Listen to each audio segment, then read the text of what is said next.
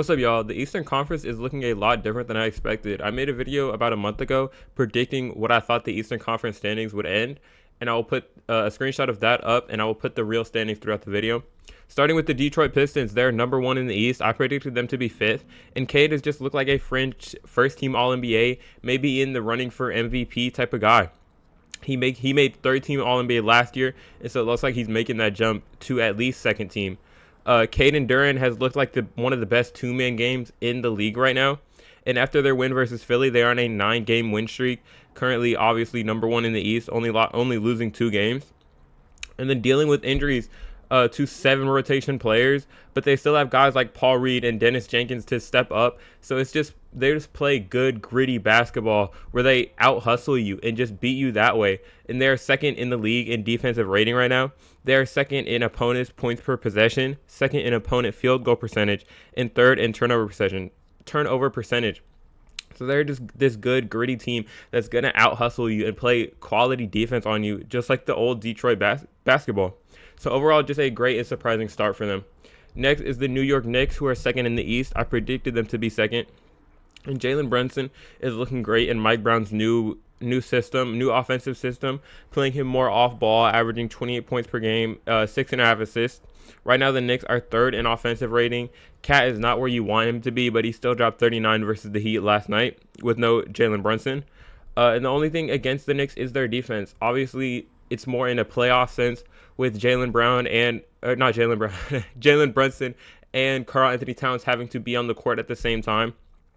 But overall, they're 17th in defense with being third in offense. So you need more defensive pieces. Mikal Bridges hasn't been the defender he has been. OG Anunoby is still a quality defender for them, but that's just their one knock is their defense. But a very good start for New York, and I think they will be a contender out east. Third is the Atlanta Hawks, where I predicted them to be. They had a very scary start. They started 1-3, and now they are 7-2 in their last 9. And Trae Young gets injured 5 games in versus Brooklyn, and it looked like they would just bottom out with no offense. But their offense became even better without Trae Young. They turned their defense to offense a lot and run in transition and get stops and just get to running. So they're top 3 in steals and assists this year. The additions of Porzingis and Nikhil have started to look better. Through the first few games, it didn't look too great, but it started to look better and better. Jalen Johnson is looking like an all-star, an all-NBA type of guy, averaging 21, 6 assists, 9.5 rebounds. So it looks like they will be okay while Trae Young is out, and even whenever he comes back, it'll be a scary team to see. They might even make a sneaky Eastern Conference Finals run again. Next is the Cavs, who are 4th in the East, and I predicted them to be first. They aren't off to a great start compared to my expectations, but the offense has just looked bad without Darius Garland, which not horrible bad, but not a contender type of good, or if you compare it to what their offense looked like last year. But the main thing is just because Darius Garland has missed time. If you look at the games with Darius Garland playing, it looks just like the last year Cavs, and I think that's their key to being a number 1 offense again. Lonzo Ball is a quality backup, but he won't be able to replace what Ty Jerome did. So I think you just have to play him behind Darius Garland, but he's not the type of guy to come over and take over a game. The defense also does not look great. Besides Evan Mobley, they are bottom 15 in guarding every single spot on the floor, but the rim. And then Donovan Mitchell is still looking like an all-NBA type of guy. He's averaging 30.5 points per game on 50, 39, 85 splits. So I think through the season, the Cavs will get it together. I don't know if they care enough to be a 1 seed right now, but I think they will get it together to try to make a postseason run and be in the finals at least. The Bucks, who are 5th in the East, I predicted them to be 6th. Giannis is playing at an MVP level this season. The team is 20 points better with him on the court, and he's adding 45 more wins to the Bucks based off the analytics. So he's just currently dominating every single offensive stat. He is in at least the 95th percentile in almost every single one. And then also Ryan Rollins, who's having a MIP breakout type of season. And last year he was averaging 6 points per game, and now he's averaging 17 and 6 assists. Miles Turner hasn't looked horrible. He has 2 blocks, 1 steal, shooting 37% from 3. So he's kind of a better Brook Lopez in that sense. So the Bucks are looking good thanks to a real Giannis MVP year. So I think he's going to finish top 3 just because he is able to get this Bucks team to fifth in the East. The 76ers, who are sixth in the East, I predicted them to be seventh. They were very hard to predict in the offseason because you didn't know what you got with the injuries. Where last year Tyrese Maxey missed time, obviously Paul George, Joel Embiid missed time. Jared McCain has only played a few games this year, and he hasn't looked too great. But Tyrese Maxey has looked amazing for them. They were starting 4-0. VJ looking like a Rookie of the Year candidate. Between VJ and Maxey, their backcourt is one of the best backcourts in the league, points per game wise. And then Joel Embiid came back on a minutes restriction and didn't look bad. You just want to see him on the court more. And then in all advanced stats, they're pretty middle of the pack, except they're sixth in three-point shooting. So overall, it just looks like they could at least get back into the playoffs and maybe even get a series. But they just have a good young core between Tyrese Maxey, VJ Edgecombe, Trenton Wofford. So you want to see that build more and see what they do with Joel Embiid. The 7th seed is the Raptors. I had them 12th. They have looked okay to start, having a top 7 offense and a top 15 defense. They beat the Cavs twice, so they have two real quality wins. Scotty Barnes is averaging 20 on 50, 40, 80 splits. They're top 8 in effective field goal percentage, 5th in mid-range, 9th in 3. So their offense does look pretty good. The Brandon Ingram extension looks like it worked out, where they extended him without having him even play on their team yet. But between BI, RJ, and Barnes is all looking together, all averaging 19 points plus. Plus, the rookie CMB is looking good as a backup / a starter whenever Jakob Poeltl is not able to play in the game. And I really like CMB. The Bulls, who are 8th in the East, I predicted them to be 10th.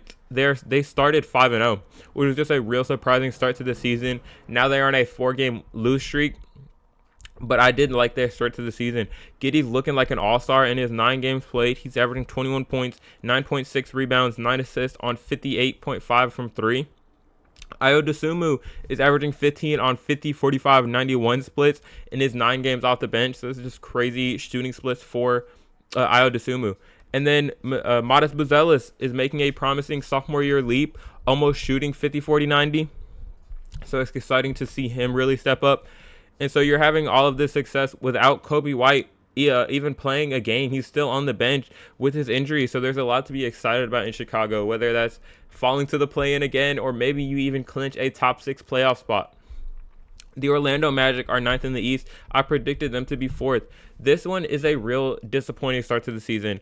You get Bane in the offseason for 4 first-round picks, so I had really high expectations for the Magic to improve their offense that they have been trying to improve for years. Last year it was KCP, now it's Desmond Bane, and just neither of them have worked out. Right now they are 20th in offensive rating. Bane is averaging 15 points per game on 30% from 3, and then they are 27th in three-point accuracy, bottom 13 in shooting from every other spot on the court. They are 8th in defense, guarding the short mid-range first, but being bottom 14 in every other spot. So just you don't really see much from the Magic. They're one team I wanted to make this video because being 9th in the East is just not what you wanted to see. You wanted to see them at least in a top 4, top 5 clinch playoff spot. So I am expecting a big jump for the Magic. I think they can get it together, but it's just not looking good for them right now. The Miami Heat are 10th in the East. I predicted them to be 11. They are a very fun team to watch with this new offense where they just no screen, you get out and run, and I really like watching it. Bam has looked great in his 8 games he played before his injury, averaging 20 points, 8 rebounds. He is 1st in assists and 2nd in points per game. Jaime Jaquez is looking like he's making a bounce back, where last year he wasn't too good, but 2 years ago he was looking better. Norman Powell is playing at an all-star level in his 9 games, where you saw that with the Clippers last year, where he was pretty much a all-star, but they just did not get him the votes. But he is looking like he's playing like an all-star this year. So it's just one of the funnest teams to watch. And once Tyler Hero comes back, we'll see what kind of run they can make in the East. Next is the Boston Celtics, who are 11th, and I predicted them to be 9th. This is obviously a tanking season for them.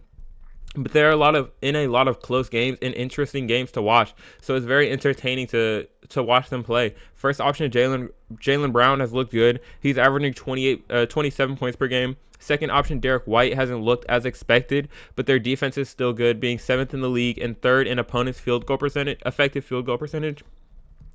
They do lack center minutes without Porzingis, where they traded him away. But Anthony Simons has given them good scoring minutes off the bench. Hugo Gonzalez, who they got in the late first round, is someone who I really like defensively, just adding ball pressure to the team's best guard. So I think it'll be a fun taking year for the Celtics, where they are in all these close games, and it'll just be really entertaining to watch. Next is the Hornets. I predicted them to be 13.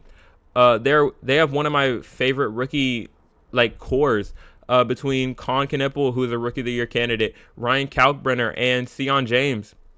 They're all starters for this team, and they just really all go together well, and it's really entertaining to watch. LaMelo Ball has looked good in his 6 games, averaging 23 points per game, 8 rebounds, 10 assists. So I'm really excited for the future of this team because they have so many young pieces between the rookies and LaMelo Ball and even Brandon Miller, who hasn't played a single minute this year. Next is the Pelicans, Pacers, and Wizards. They are currently all tied for the 13 through 15 seeds. And so the Nets I predicted to be 15th. I think they will end there. Michael Porter Jr. and Cam Thomas both in the 90th percentile in usage. Overall, not competing for much, but it is fun to go see Michael Porter Jr. and Cam Thomas just go out there and hoop and never pass the ball. Next is the Pacers. I predicted to be 8th. It was really unfortunate their start to the season. They were looking okay, and then it was just unfortunate that Benedict Mathurin got hurt because he's averaging 31 points in his first 2 games. Nembhard only played 5 games, averaging 17 points per game, 7 assists. Pacers did get their first round pick back last year, so I assume that this will be a tanking year for them. But I was really excited to see Benedict Mathurin and Andrew Nembhard end up taking this jump for the Pacers, but it just doesn't look like it'll happen this year because they got hurt so early, and I don't know what Nembhard is really going to do now that he's back. The Wizards I predicted to go 14th, their first win versus Dallas. But Keyshawn George has looked really good in his sophomore year.